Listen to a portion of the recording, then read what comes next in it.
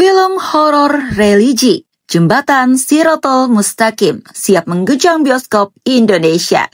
Disutradarai Bonti Umbara, film ini tak hanya menghadirkan teror supranatural, tetapi juga refleksi moral tentang dosa dan keadilan.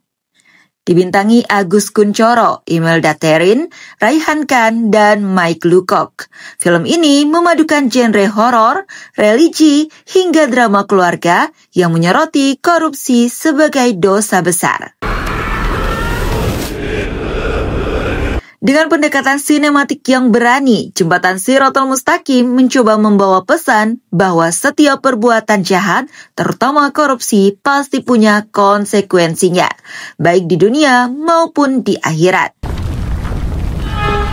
Film ini bercerita tentang Arya yang diperankan Raihan Khan yang hidupnya berubah setelah kecelakaan mobil.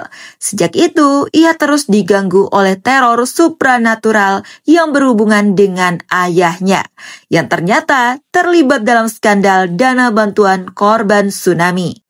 Bersama sang ibu yang diperankan oleh Imelda Therin, Arya berusaha mengungkap kebenaran di balik kematian ayahnya dan dosa besar yang dilakukannya.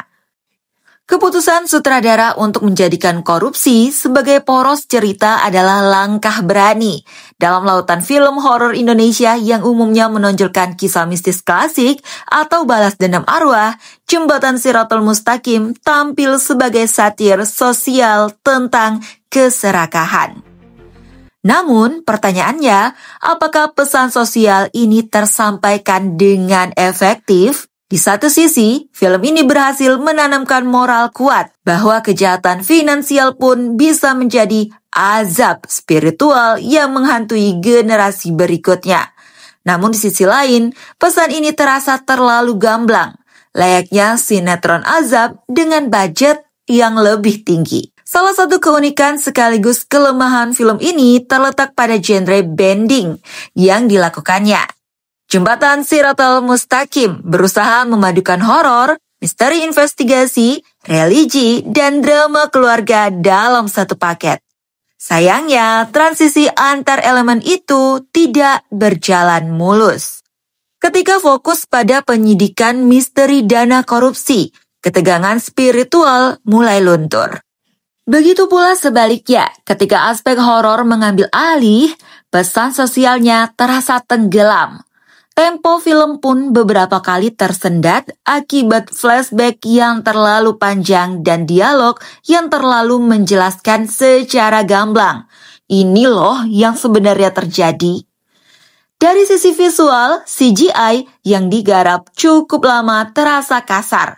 Beberapa adegan azab dan efek neraka tampak tidak realistis, mendekati gaya siksa neraka di tahun 2023. Meski begitu, atmosfer duka pasca bencana dan tata cahaya redup cukup menjaga nuansa kelam yang diperlukan cerita. Bagi penonton yang menyukai film dengan pesan moral kuat dan nuansa spiritual, Jembatan Shirathul Mustaqim mungkin cukup menarik.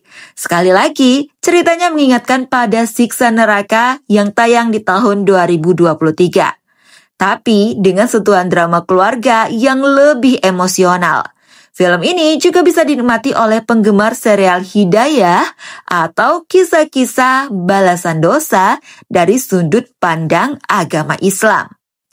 Namun bagi sinefil yang mencari tontonan horor yang elegan dan subtil, film ini mungkin terasa terlalu teatrikal dan terkesan menggurui.